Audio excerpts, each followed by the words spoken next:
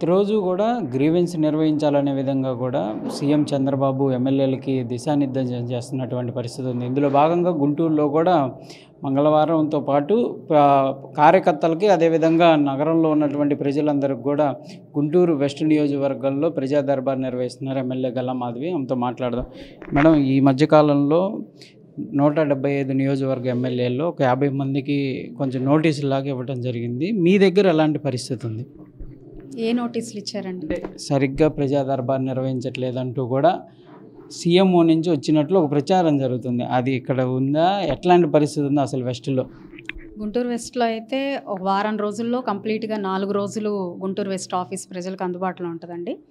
మంగళవారం, బుధవారం, గురువారం, శుక్రవారం.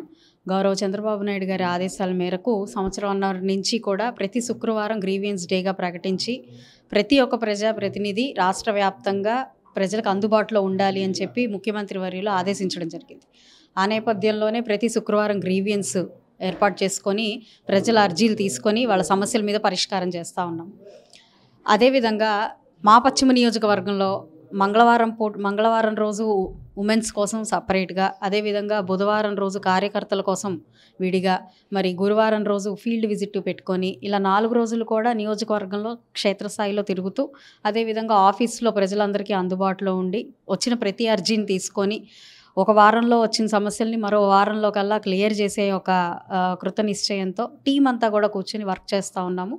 దాదాపుగా 200 పైన మనకి అర్జీలు ఒక వారంలో ఒక 2-3 వారాల నుంచి వచ్చినవన్నీ కూడా 150 to 170 వరకు క్లియర్ చేసి పంపించడం జరిగిందండి. నిరంతరం ప్రజలతో ఉంటూ ప్రజల సమస్యల మీద దృష్టి పెట్టి ఈరోజు ప్రతి ఒక్క విషయాన్ని మేము అర్థం చేసుకొని, అవగాహన చేసుకొని వాళ్ళకి సొల్యూషన్ ఇచ్చే ప్రయత్నం చేస్తున్నాం. అంటే మీ దగ్గరకు వచ్చే అర్జీలకు కానీ మీ దగ్గర నుంచి వెళ్ళిన తర్వాత వాటి పరిష్కారాలు ఎట్లా ఉంటున్నాయి? మళ్ళీ ఏమన్నా రిపీటెడ్గా వస్తున్నాయా, లేకపోతే అవుతున్నటువంటి పరిస్థితులు ఉన్నాయి?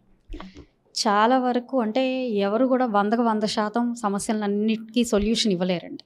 అయితే 75 to 80% మాత్రం కంపల్సరీగా మనం సొల్యూషన్ ఇస్తున్నామని చెప్పుకోవచ్చు. ఇక ఇవి కాని పరిస్థితుల్లో మరి స్టేట్ వైడ్ మొత్తం రావాల్సిన సంస్కరణలో భాగంగా రావాల్సిన పరిష్కారాలు పక్కన పెడితే మిగతా అన్ని కాన్స్టిట్యుయెన్సీ వైజ్లో ఎమ్మెల్యే పరిధిలో చేయాల్సినవన్నీ కూడా ఇక్కడ సాల్వ్ అవుతున్నాయి. అన్నీ చేయడం జరుగుతూ ఉంది. ఇంకా కొన్ని స్కామ్లు, ఫ్రాడ్ కేసులు ఇతర స్టేట్స్ నుంచి వచ్చి ఇక్కడ మోసం చేసి వెళ్ళిపోయిన పరిస్థితులు, ఇలాంటివన్నీ కూడా కాస్త టైం టేకింగ్ సమస్యలు కాబట్టి వారం రోజుల్లో మాత్రం క్లియర్ కాని పరిస్థితుల్లో అధికారులతో మాట్లాడి అవి కూడా ఒక టైం లైన్ పెట్టుకొని దాని మీద నిరంతరం ఫాలో అప్ చేసి సాల్వ్ చేసే ప్రయత్నం చేస్తున్నాం. అంటే మనకి ప్రజలు ఓట్లేసి మనం గెలిచాక ప్రజల యొక్క క్షేమ సౌఖ్యాలు, అభివృద్ధి అనేది మా బాధ్యత. ప్రజాప్రతినిధులు ఎవరున్నా కూడా ప్రజల యొక్క వర్క్స్ లేదంటే వాళ్ళ యొక్క స్థితిగతులు బాగు చేసే పరిస్థితే వీళ్ళు రెస్పాన్సిబుల్గా తీసుకొని ముందుకెళ్ళాలి. మీరు కార్పొరేషన్లో నేను క్వశ్చన్ చేసినా కూడా లేదంటే బయట ఏదైనా నేను మాట్లాడుతున్నా కూడా వాటి నేపథ్యంలోనే ఉంటుంది తప్ప ఇతరత్ర మాకు స్పెషల్గా వాళ్ళని ఏదైనా మాట్లాడాలి అనేంత అవసరము లేదంటే ఇంకేదైనా ఉద్దేశాలు ఏమి ఉండవండి. ఈరోజు కార్పొరేషన్లో అనేక సమస్యలను లేవనెత్తి వాటి గురించి అడుగుతున్న పరిస్థితి ఉంది. అదేవిధంగా ఒక క్యాడర్ పరంగా, గౌరవ మర్యాదల పరంగా కొన్ని అంశాలని లేవనెత్తే పరిస్థితి ఉంటుంది. అవి రెక్టిఫై చేసుకోకుండా దానికి ఒక తగు సమాధానం అధికారుల దగ్గర నుంచి రానప్పుడు అది మళ్ళీ ప్రశ్నించే తత్వమే ఉంటుంది తప్ప నేనైతే ఊరుకొని ఉండే పరిస్థితి ఏమీ ఉండదు. సాల్వ్ అయిన మేరకు కొన్ని సమస్యలు పరిష్కారం అవుతున్నాయి.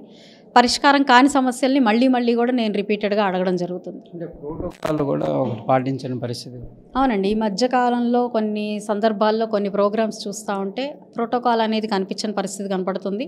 విస్మరిస్తున్నారా లేకపోతే మరి నిజంగా అదొక అవగాహన రాహిత్యంతో ప్రవర్తిస్తున్నారా, అహంకారపూరితంగా ఏదైనా వెళ్తున్నారా అన్నది క్వశ్చన్ చేసుకోవాల్సిన పరిస్థితి. మరి మోడీ గారి ఫోటోలు కొన్నిట్లో ఉండవు, చంద్రబాబు నాయుడు గారి ఫోటోలు కొన్నిట్లో ఉండవు, మేయర్ గారి ఫోటోలు ఉండవు, ఎంపీ గారి ఫోటోలు ఉండవు, ఎమ్మెల్యే గారి ఫోటోలు ఉండవు.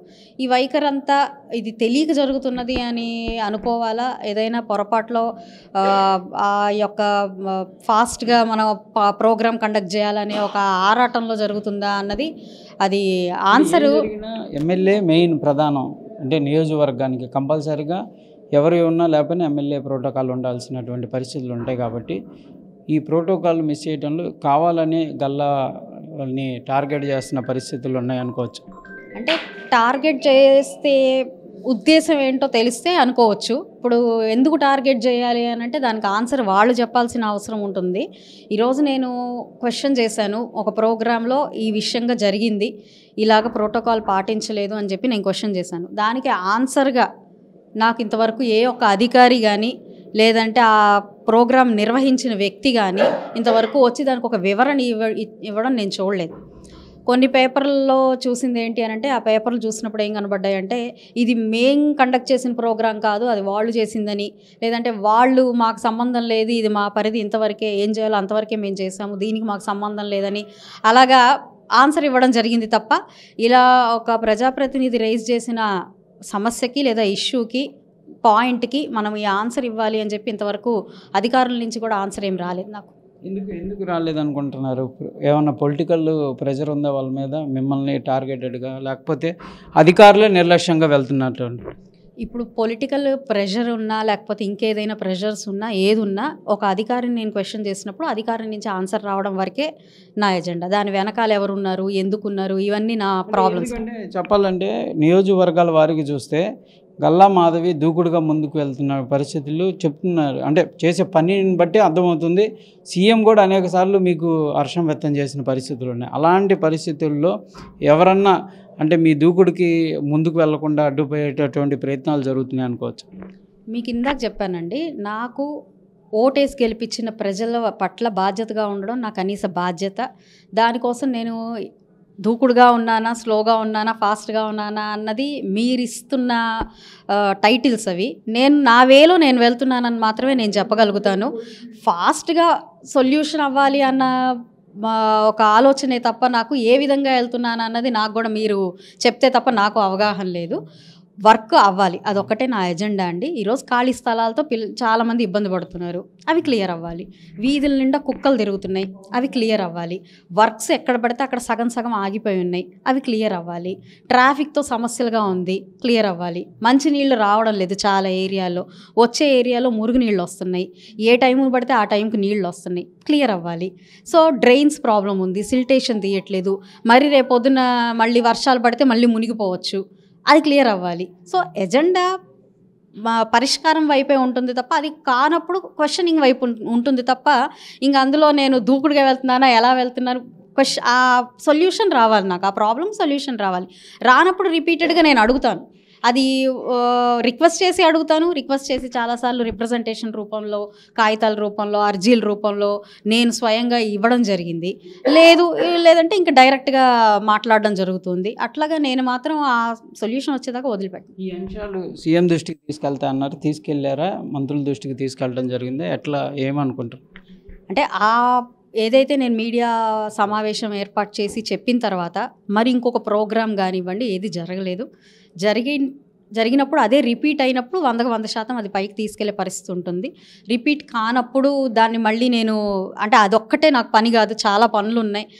ఈరోజు ఏదో ప్రోటోకాల్ విషయాన్ని పట్టుకొని నేను దానికి సమయం, అది క్వశ్చన్ చెయ్యాలి, అది అడగాల్సిన సందర్భం అడిగాను.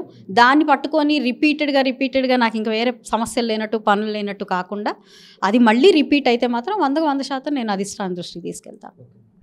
ఇది ప్రధానంగా కూడా గల్లా మాధవి అయితే కంపల్సరిగా ప్రజా సమస్యలకు సంబంధించినటువంటి పరిష్కారాల వేదికగా అడుగులు వేస్తానంటున్నారు. దాంతోపాటు ప్రజల మన్ననాలు పొందడమే తన యొక్క బాధ్యతగా చెప్తున్నారు. ఇలాంటి అంశాలు అంటే ప్రోటోకాల్ వివాదాలు కానీ లేకపోతే రాజకీయపరమైనటువంటి అంశాలన్నీ కూడా సహజంగా జరిగాయి. ఇవన్నీ కూడా అధిష్టానం దృష్టికి రానున్న రోజుల్లో కూడా ఇలాంటి పరిస్థితులు ఉంటే తీసుకెళ్తానంటున్నారు. కెమెరామెన్ సిద్ధుతో సాయి శంకర్, గుంటూరు నుంచి. చరిత్ర సృష్టించినోడు ఇప్పుడు ఆ చరిత్రని తిరగరాయబోతున్నాడు. అబద్ధాల గోడల్ని బద్దలు కొట్టి నిజాలను రాగా మీ ముందుంచబోతున్నాడు. నిజమైన వార్తల కోసం వెంటనే డౌన్లోడ్ చేసుకోండి రా యాప్ని.